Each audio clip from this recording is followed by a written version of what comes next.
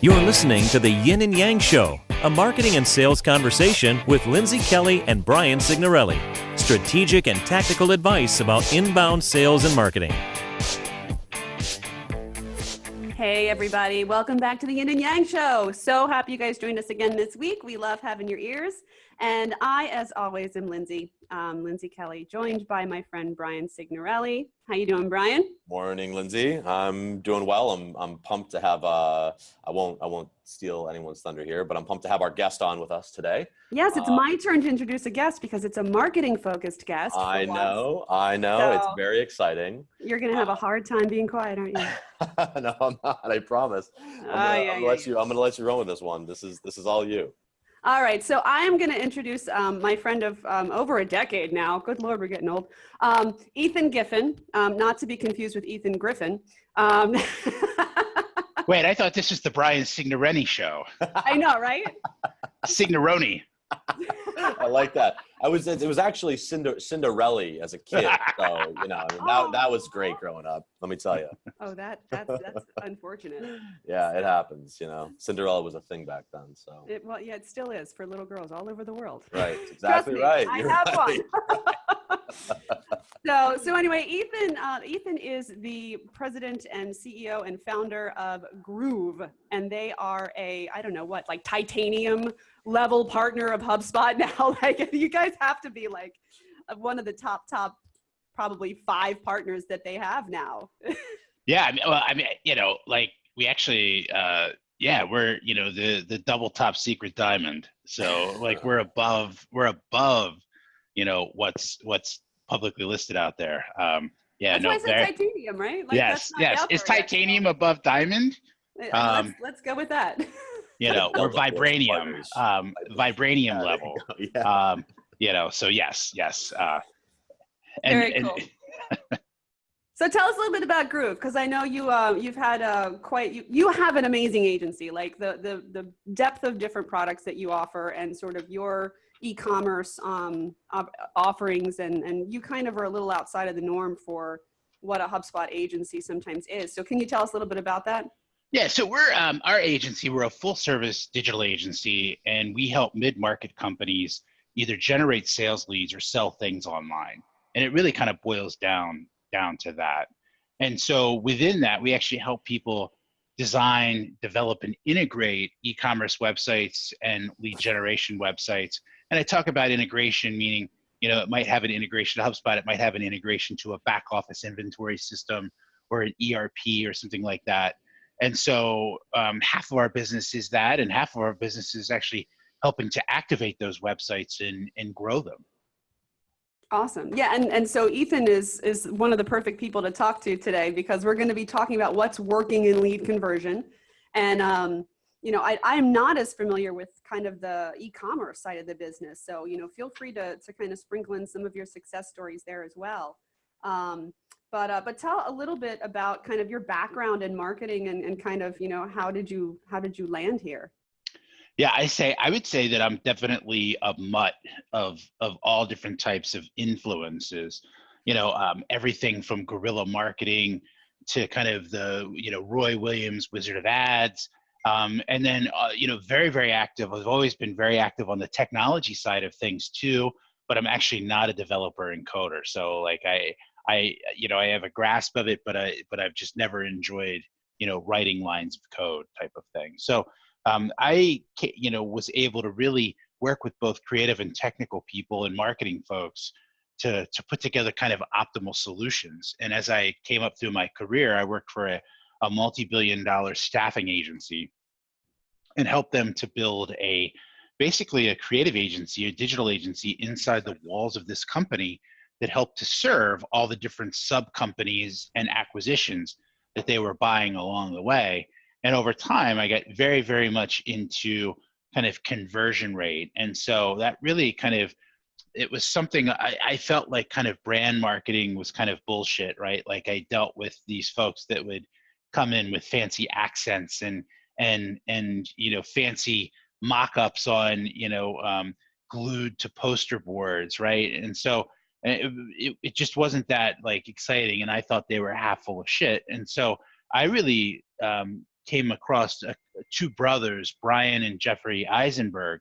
And that led me on a journey to really get into conversion rate and really thinking about how do we have a person's website play an active role in the business. And so that's really like the genesis of where I got to. And I was at work one day, and I had just kind of gotten to the end and basically just was having breakfast with my boss. And, I said, I think I'm done. He goes, are you done with breakfast? And I'm like, no, I think I'm done I think I'm done. We need to like figure out like a transition plan. And so that was how Groove was formed. And so we started out in my house in downtown Baltimore. I had this really kind of like newly refurbished 100-year-old home with hardwoods and just really like nice layout. And we ended up putting 6 desks in my house and starting the agency that way. And so after about a year of not being able to have guests or even nighttime visitors, I was like, my love life really got cramped. And so I had to move the office out of my house. And so we've been going ever since, and it'll be 11 years in May. And so we've always, at the heart of what we've done, we've always built websites that help people express their interest to generate a sales lead that a salesperson takes offline and facilitates closing.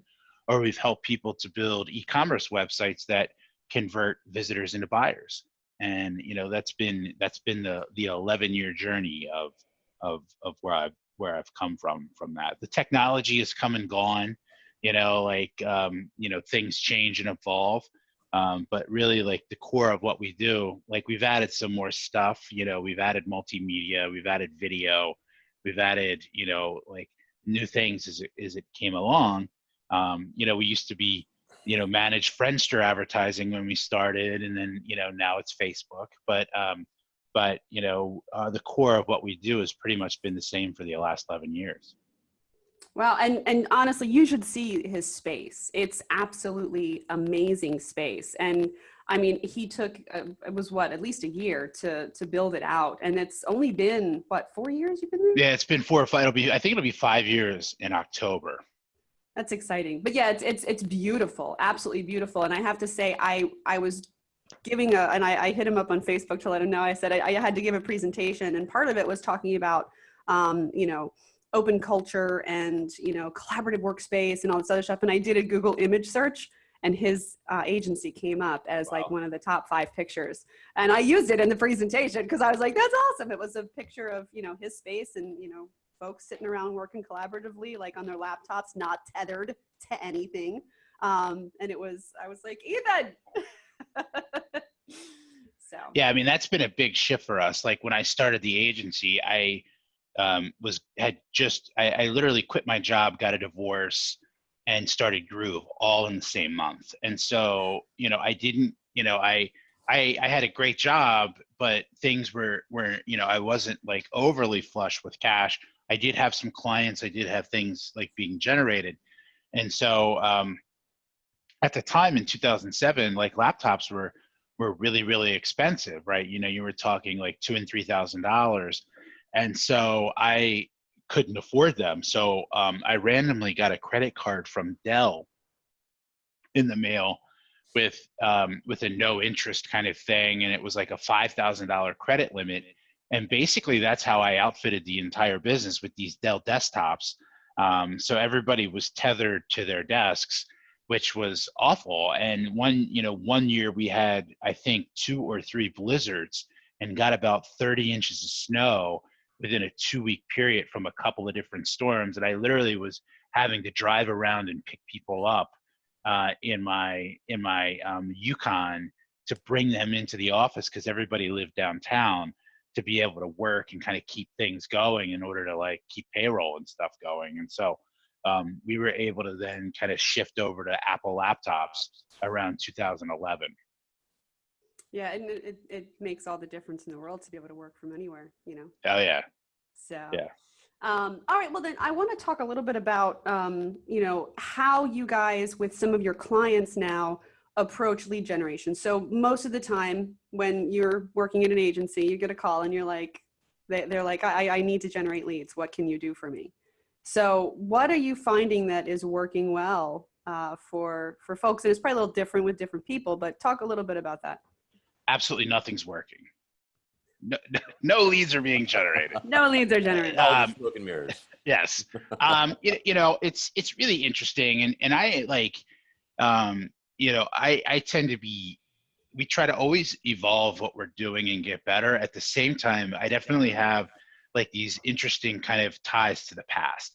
So for me, it's always kind of what's old is new in some capacity, right? You kind of see that happen in fashion and other things, right? Like, stainless steel, like appliances were all the thing. And now it's like white appliances. And next thing you know, it'll go back to black appliances, and then it'll be copper, and then it'll be stainless steel again, right? Like, and so it's just things come in waves. And so we're always trying to think about, how to kind of revive and reboot.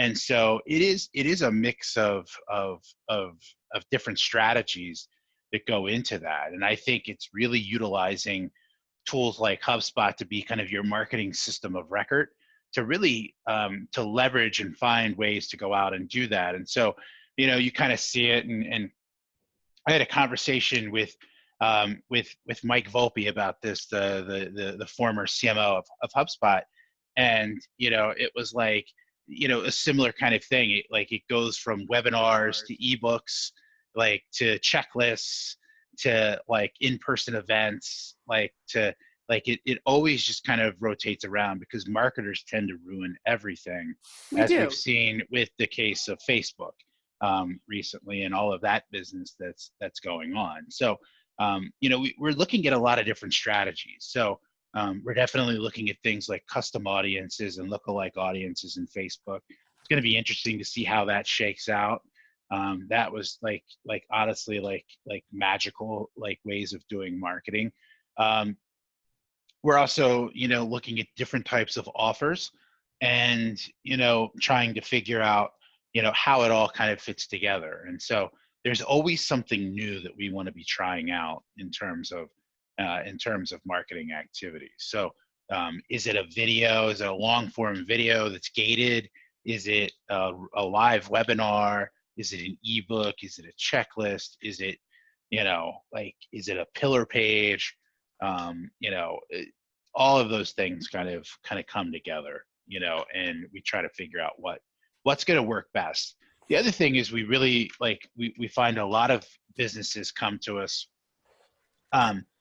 in terms of not really understanding kind of like the buying personalities.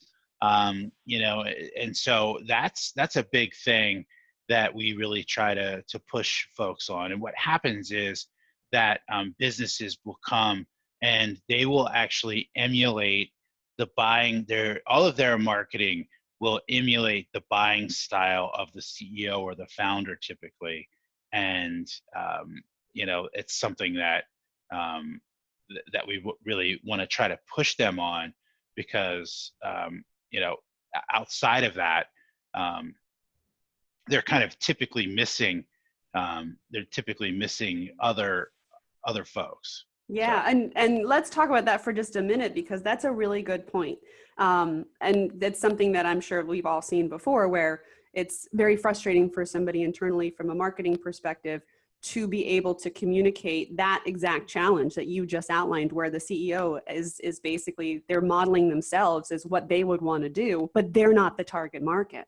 So how do you guys overcome some of that? I mean, we basically kind of have to be brutally honest at points, right? And I actually talk about myself. And so if you're really thinking about the buying personality types, right? We think about it in terms of competitive, spontaneous, humanistic, and methodical, right? And so a competitive buyer is somebody that makes a fast decision, logically oriented, but extremely fast, and wants to get what they want and kind of get out of Dodge. And that's how I buy. So if I buy a car, I actually know exactly the car I want. I call up the dealership that I've probably bought from before. I ask them if they have the car. the exact car that I want. I kind of negotiate the price over the phone. I tell them I'm going to come out and test drive it. I go out and test drive it. If I like it, I tell them I'm going to come back tomorrow or the day after, and it needs to be ready to go, and I have an hour to do all the paperwork, because ain't nobody got time for that crap, right? Right. So I'm a very competitive buyer. I want to get the best deal possible, but I don't want to, like, once I make my mind up on something, I don't want to sit around and wait for it, right? Like, so where a methodical buyer, like, is a much slower paced decision maker, right? That's logically oriented. They might actually, go look at the car, I right? know you They start might, online and then you do start all out. the research. Is it safe enough for my kid? Does it have the right cup holders? Can I get good gas mileage? Because now I have to drive to an office every day. Right. Yeah. And it takes a while before I actually physically go look at them, but it takes me 2 months to make a decision. And then they go back on a Sunday when there's no, like, salespeople there to, like, bug them on the lot. And then, like, 3 weeks later, they, or 4 weeks later, or 2 months later, they actually make the decision making. And so I talk a lot about myself when we're in those types of meetings, and I really kind of pick on the CEO or the founder a bit, because usually it slants, like, to one of those four types, based upon what their own kind of personal thoughts are with that, and they're usually kind of missing things. And so where some people like to read long form content, others want to see the logos of the people that they work with, others might want to watch a video, and some might just want a checklist, and then some people are just going to, like, wake up that day and make a decision on it. So there's just lots of ways to really think about that, and we really want to push to make sure that we're acknowledging that other types of people exist. Well, yeah, and it's a big thing also, if you have something like a fantastic video, and you can take it and you can repurpose it into, an infographic, which is something we just did. We took an animated video, repurposed it into an infographic, because different people want to look at different things. And, then you can take it and turn it into a blog post as well to talk about that. It depends on your buyer and and then you have to go back and look at the data and see for that audience, who's looking at this and what was the conversion point. Well, so we're looking at old content as well when we're engaging with folks. And so case in point, even with Grooves marketing, we started blogging 10, 11 years ago. We started blogging in 2007. And, we've gone through, and with different, Panda and Hummingbird, we've actually pruned off stuff, like once a year, every 18 months or so, that might be more, topical, like events that nobody gives a shit about anymore, jobs that are open, like just like random new people joining, like all those types of blogs that really don't have any kind of long-term evergreen value. We prune those off and kind of get rid of them.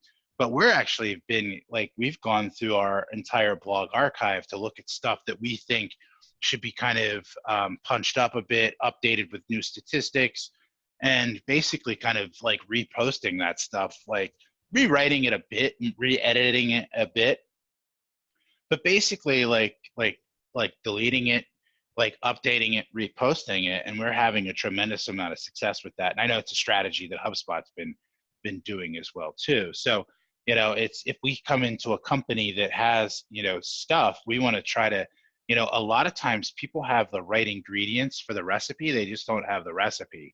So we want to be able to kind of put things together and kind of and make it work. And so it's also really aligning to folks in different on different platforms, right? So you can't just do an email only anymore. Like, so we might do a multi-email drip, we might tie that into a Facebook custom audience ad, we might have, and then we might have other things along the way that we're like kind of layering together the different elements of a campaign. Yeah, getting back to integrated marketing, right? Well, yeah, and I talk a lot about like Smith Island cake, right? Like the official cake of Maryland is this kind of 8 to 10 layer I thought yellow it was cake. burger cookies. I miss those. It's by kind the of similar, but you know, Smith Island cake is this 8 to 10 or 12 layer cake that's very like thin layers of yellow cake with fudge icing in between them. And if you eat one of those individual layers without the icing or the other layers, like it's not going to be very satisfying and probably going to taste a little shitty. So you know, when you put all of those layers together, you take these micro elements to create a macro kind of result. And so that's really how we think about things. And so I was in Australia presenting this, and I was like talking about Smith Island cake, and they were just like, you know, So like, you did know, you bring one? they really were disappointed I didn't bring one. That's pretty funny. No, but that's a great analogy. It's a great way to look at it, because our company is also doing the Facebook custom audience approach with, you know, in conjunction with remarketing and PPC and, you know, nurturing through workflows in HubSpot, and, you know, kind of hitting them all in one place. And it's really amazing when you go back and look at the conversion and see like what I call them the assists, what all the assists are, and just how many touch points it takes to get a conversion today. Yeah, I mean, you know, the other thing that people aren't doing is they're not like really properly augmenting their data. And so I remember back when I was at Aerotech, we had, you know, a database of 5 million people in their resumes. And I was like, wouldn't it be cool? Like, and I remember getting all this kind of junk mail, right? Credit card type sign up stuff, you know, the value pack, like all this kind of like stuff. And I'm like, how in the heck do these people, all right, like one of the most common things is the Bed Bath and Beyond 20% off coupon that randomly shows up at your house when you move it, when you move into a new place.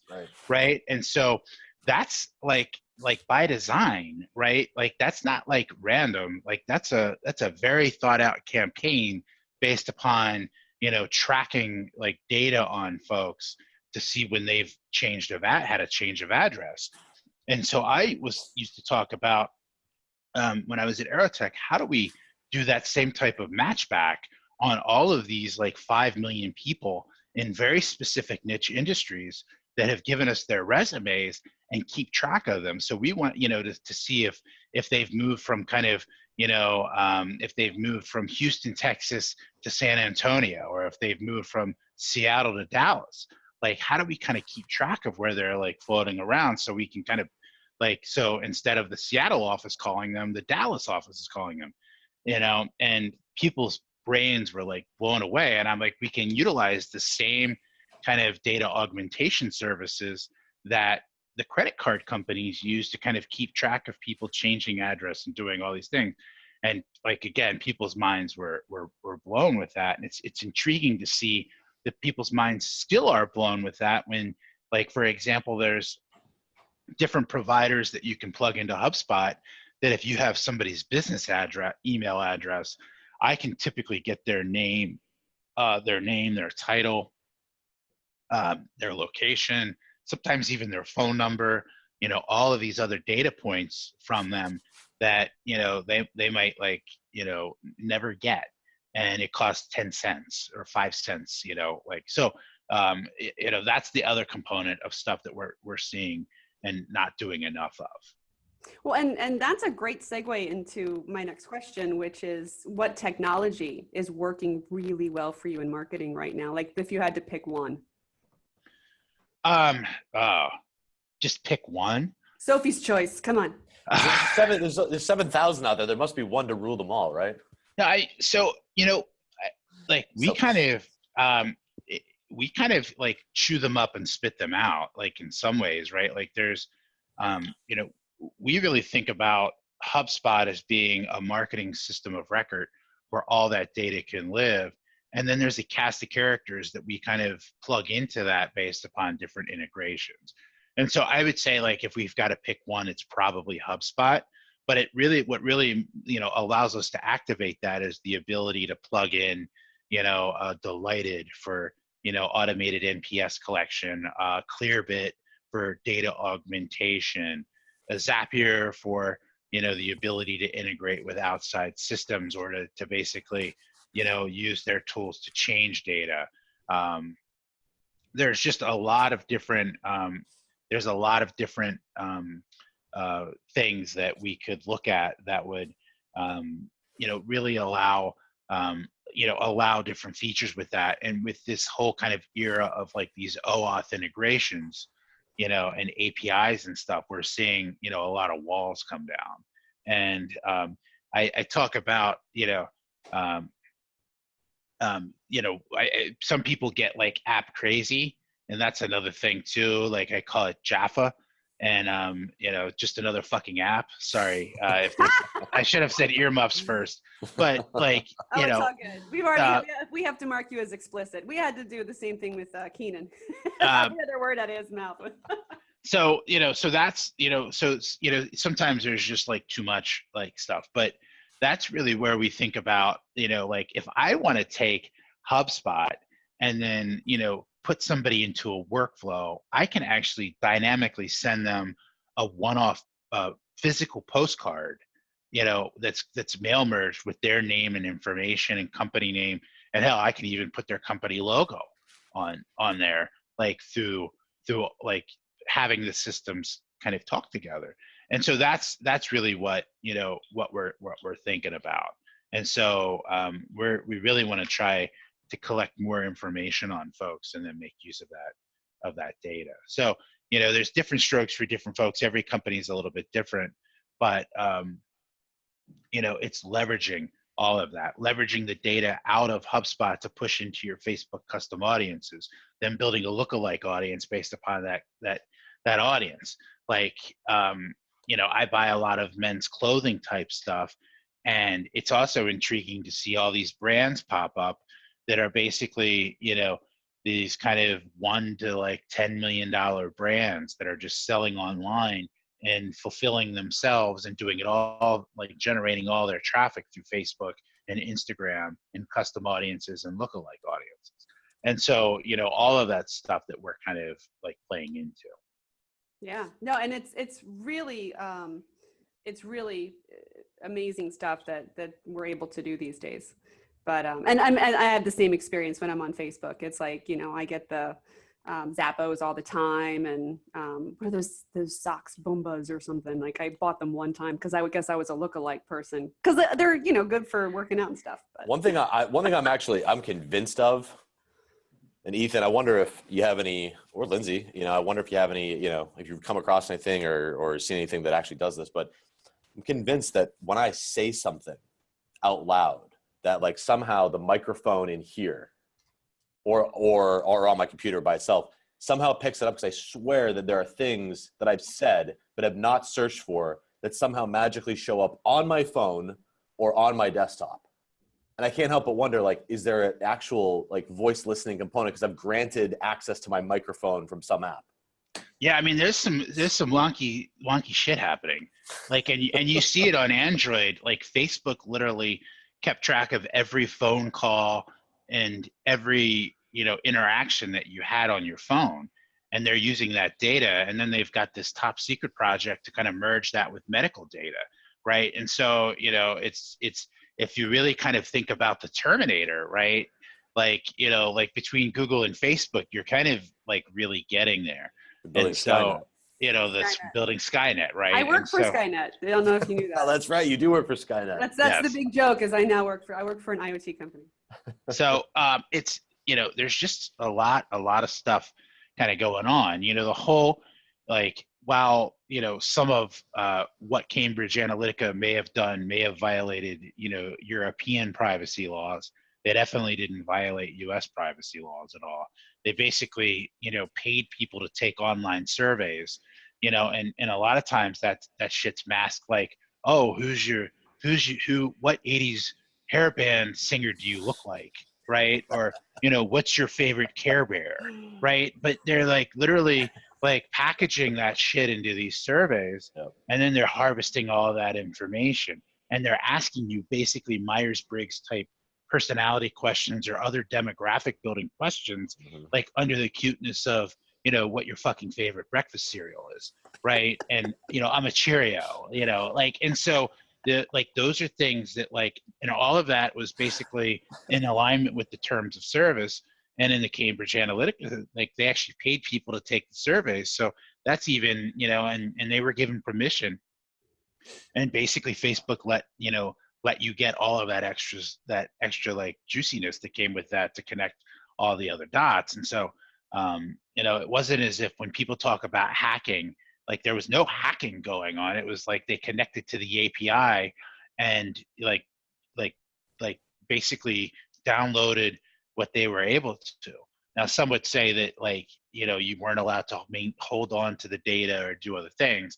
But I mean, let's be fair. Like, if it's there to download, somebody's going to download it, kind of thing. Yeah. So yeah. We're marketers. Any data we can get our hands on and analyze. So, well, I think we have time for maybe one more question. So I'm trying to decide which one to choose. Let's see. Where do you see marketing's role in lead gen in the next 5 years? What's that going to look like? So I think it's going to be challenging. And so what happens is sometimes the pendulum swings too far another way. And I think we're going to see I think, unfortunately, this Facebook stuff is going to kick off like some privacy and other type things relating to both web analytics tracking, JavaScript web analytics tracking, as well as, custom audiences and, anything kind of privacy related. It's been fairly lax, and I think we're going to see that start to kind of shift back. So I think, we're going to have to start to get interesting again. And I think so you might see, I think, from our standpoint, people try to be digital only, and I don't think that that's necessarily going to work as well, especially if you're going after, higher end type clients. And so, I think kind of merging the online and offline, sending somebody a gift, driving them to a landing page, I think, sending somebody the floppy envelope that they don't know what's inside it, all of that type of stuff, I think we're going to see become more elevated as we go. And I think we're going to see a lot of the fun stuff that we started to see emerge kind of get locked down a little bit more. Yeah, it's gonna come, I think, full circle too. I mean, it's what's old is new, and what's new is now old, and everything kind of comes around again. And I'm starting to respond to direct mail that I even get at my house. I'm like, oh look, because it's not as much as it used to be. So when something comes, it's actually catches attention. Yeah, I mean, if it stands out and it's like worthwhile, and I think I think that there's like a value. Like I don't, if you're doing a campaign that's worth, if let's say, for every new customer, they're worth $1 million, like sending out, a postcard, is just not enough. Like send out an engraved bottle of champagne, or like send out like something like it's interesting that people are gonna like. I remember I was targeted, and I get targeted by all of these different SaaS app providers to add them into our partnership network and refer them. And we have to really hold that tight, or else I would just be on the phone every day with people trying to show me their new kind of apps. And somebody sent me like the most amazing box of brownies that I opened it and I ate one, and I was like, holy shit. And then I went to the office beside mine and opened it, and they ate one. They were like, holy shit. And I was just like, now I have to take the meeting, because this is just so they did such an amazing job, with that now it's like, I have to take the meeting. So yeah, I just think it's kind of being unique and interesting, and like getting people's attention in the best way possible. That's a great place to leave it. So, well, Ethan, we really appreciated you joining us today, and all our listeners, we really appreciated you coming out and giving us your ear for a little while. Ethan, where can folks find you if they want to reach out to you? Yeah, so they can go to gotgroove.com, check out, all that we have to offer. You can find me on Twitter at Opie, OPIE. I'm not very active there. I'm just kind of burned out on a bit of Twitter. Or they can look for me on Instagram. So, feel free to reach out and connect. I love to meet new people. Awesome. Well, you can always find me at LV Kelly on the Twitters. And Sig, where can they find you?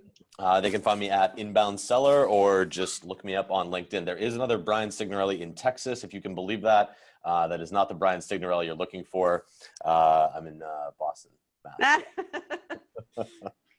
I think you need like a thing, like you need like a money suit or something, like the guy that's on TV that wear a suit with like dollar signs on it, right? That should be your To really distinguish myself. You really just need like a thing that when you walk around, people really know who it is. Right. There you go. You think of a thing. That's your homework, Sig. All right, I got to brand. I got to do better branding. I thought you said the branding was bullshit, Ethan. Right? A lot of it is, but But not for this purpose. If I could only be an Instagram model. So true. So true. I really appreciate having you on. It's been great. I missed the days of working with Mac. He was one of my role models as an early, sales rep in my career. So it was a pleasure to have you on with us this morning. Really appreciate it. Great to hang out with you guys as well. Thank you very much. Yeah, thanks, Ethan. All right, guys. Well, please join us again next week. And, as always, guys, keep the conversation going. Yeah, keep talking. You've been listening to the Yin and Yang Show, a marketing and sales conversation with Lindsay Kelly and Brian Signorelli. Join us online at yinandyang.fm.